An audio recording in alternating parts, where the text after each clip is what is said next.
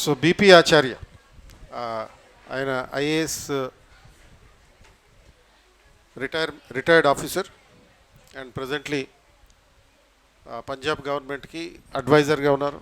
And ఈ sessions అన్నీ మీకు ఇప్పుడు 3 days అయింది, ఇప్పటికే 12th స్టార్ట్ అయింది, ఈరోజు 15th థర్డ్ సెషన్ ఇది. సో మీరు రేపు ఒకసారి ఫీడ్బ్యాక్ ఇవ్వాలి మీకు, అంటే how you felt about the programme. So మనకి మొత్తం 3 రకాల ఫ్యాకల్టీస్ని తీసుకొస్తున్నాం, 3 రకాల ఎక్స్పర్ట్స్ని తీసుకొస్తున్నాం. ఒకటి మామూలుగా civil service exam trainers, 2 bureaucratic experts, and 3rd soft skill experts. 3 ఈ 3 కాంబినేషన్లో ఉన్నాం. అంటే మీకు ఈ 3 రకాల స్కిల్స్ కావాలి. Primary skills that you need is the civil service skills. ఈ history, geography, economy, polity, science and technology, environment, ఇటువంటి అన్నీ అదొకటి. Second, to sustain your motivation you need these soft skills, because it's a 1 year cycle of examination. Almost ఒక ఫిబ్రవరిలో every year notification start అయితే మళ్ళీ next year February, మార్చికి ఇది end అవుతుంది. 1 year కన్నా ఎక్కువే ఈ ఎగ్జామినేషన్ సైకిల్. అంటే ప్రిలిమ్స్ ఫిబ్రవరిలో నోటిఫికేషన్, జూన్లోనేమో ప్రిలిమ్స్, తర్వాత మెయిన్స్, అండ్ నెక్స్ట్ మళ్ళీ మార్చి ఆ టైంకి పర్సనాలిటీ టెస్ట్. సో దీని ఎగ్జామ్ రాయడానికి 1 year పడుతుంది.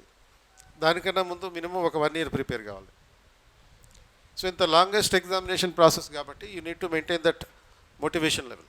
కాబట్టి ఆ లైఫ్ స్కిల్స్ కూడా కావాలి. ఎందుకంటే ఒక్కొక్కసారి ఏంటి జీవితం అనిపిస్తూ ఉంటుంది. అది అంటే ఎంతకీ తరగట్లేదు, సిలబస్ ఏమో అలా ఉంటుంది, మనం చూస్తే ఇలా ఉన్నాం, ఇలా అనిపిస్తూ ఉంటుంది. కాబట్టి ఆ సాఫ్ట్ స్కిల్స్ కావాలి. అండ్ రేపు ఐఏఎస్ ఆఫీసర్ అయ్యాక ఏం చేయాలి అనేది, అండ్ అలాగే ఒక ఐఏఎస్ ఆఫీసర్ ఏ విధంగా క్రాక్ చేశాడు సర్వీస్. కాబట్టి ఆ బ్యూరోక్రటిక్ ఎక్స్పర్ట్స్ కూడా ఉన్నారు. సో ఈ 3 కాంబినేషన్లో వచ్చేటటువంటి ఇన్పుట్స్ ఏవైతే మీకు ఉంటాయో మీరు సర్వీస్ కొట్టేదాకా దాన్ని గుర్తుపెట్టుకోవాలి. వాటిని గుర్తుపెట్టుకుంటే కాదు, గుర్తు ఎప్పుడు ఉంటాయి మీకు, వాటిని ఆచరిస్తూ ఉంటాయి గుర్తు. వీళ్ళు చెప్పే స్కిల్స్, నేర్పించేటటువంటి ఆస్పెక్ట్స్ ఏవైతే ఉన్నాయో, ఇప్పుడు సపోజ్ నేను ఒక అష్టాంగ మార్గాలు అని చెప్పి ఒక టాపిక్ తీసుకున్నాను. అవి జస్ట్ రాసుకోవడం కాదు, లేకపోతే అది చెప్పేటప్పుడు చూడడం కాదు, మరి ఏంటి, వాటిని ప్రాక్టీస్ చేయాలి. వాటిని ఆ ప్రతి ఎలిమెంట్ని, ప్రతి అడ్వైజ్ని ఓన్ చేసుకోవాలి. ఓన్ చేసుకుని వాటిని ప్రాక్టీస్ చేసినప్పుడే మీకు అవి లైఫ్ లాంగ్ గుర్తుంటాయి, అట్లీస్ట్ ఎగ్జామ్ రాసే వరకు గుర్తుంటాయి. అది న్యూస్ పేపర్ చదవమని చెప్పారు, ఎవరు పడితే వాళ్ళు చెప్పారు, ఎలా పడితే అలా చెప్పారు, ఎందుకు చెప్తున్నారో తెలియదు అన్నట్టుగా చెప్పారు. అండ్ నేను కూడా చెప్పాను పేపర్ చదవండి అని చెప్పి. మరి చదువుతామా? కొంటాం.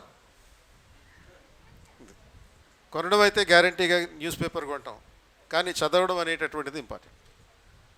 అట్లీస్ట్ ఏం చేయాలంటే ఈ నిన్న చెప్పిన అష్టాంగ మార్గాల్లో చెప్పినట్టుగా మొత్తం syllabus, first point crack the syllabus అని చెప్పాను చూడు.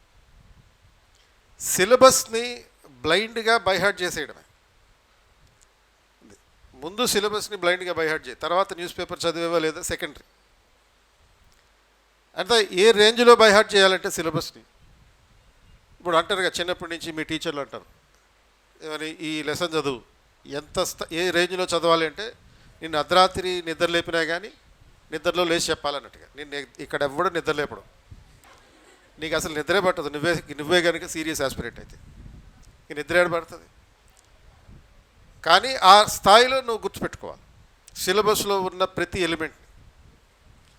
ఏ పేపర్లో ఏ టాపిక్స్ ఉన్నాయి, ఏ పేపర్లో ఏ సబ్జెక్ట్స్ ఉన్నాయి, ఏ సబ్జెక్ట్లో ఏ టాపిక్స్, సబ్ టాపిక్స్ ఉన్నాయి, అది నెంబర్స్ తర్వాత లైన్స్తో సహా గుర్తుండాలి మైండ్లో. ఇది ఒక్కటే చేయి, తర్వాత వచ్చే చేంజ్ చూడు. 4 పేపర్స్, జిఎస్ పేపర్లో ఉన్నటువంటి 4 పేపర్స్కి సంబంధించిన సిలబస్ మొత్తం బైహార్ట్ చేసేసేవంటే ఏమవుతుంది, దాని ఇంపాక్ట్ నెక్స్ట్ లెవెల్లో ఉంటుంది.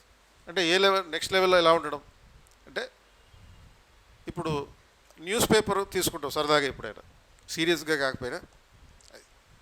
అప్పుడు న్యూస్ పేపర్ చదివేటప్పుడు నీ మైండ్, నీ ఫోకస్ దేని మీదకి వెళ్తుందంటే, ఏ హెడ్లైన్స్ అయితే మన సిలబస్కి రిలవెంట్గా ఉంటాయో ఆ హెడ్లైన్స్కి వెళ్తుంది.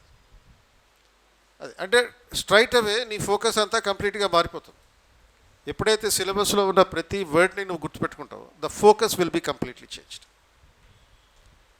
కాబట్టి ముందు చేయాల్సింది ఆ సిలబస్ బై హార్ట్ చేయడం, ఆ తర్వాత సిలబస్ని అప్లై చేయడం అనమాట. సో ఈ అప్లై చేయడం అంటే సిలబస్ని న్యూస్ పేపర్ చదివేటప్పుడు దానికి అనువర్తించి దాన్ని నేర్చుకోవడం జరగాలి.